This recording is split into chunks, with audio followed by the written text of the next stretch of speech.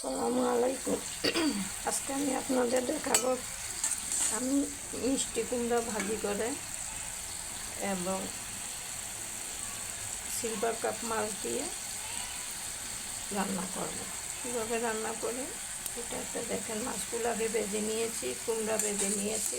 এখন পরিমাণ মতন সব মশলা দিব। মশলা দেওয়া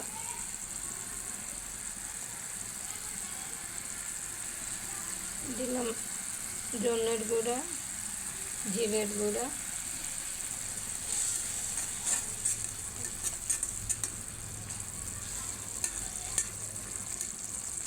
এখন আমি দিয়ে দেব মিষ্টি কুমড়া ভাজি।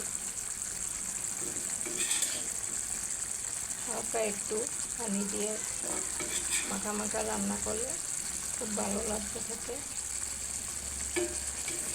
এভাবে আপনারাও ট্রাই করে দেখবেন। যদি আমার ভিডিওটি ভালো লাগে অবশ্যই আমার চ্যানেলটাকে সাবস্ক্রাইব করে আমার পাশে থাকবেন।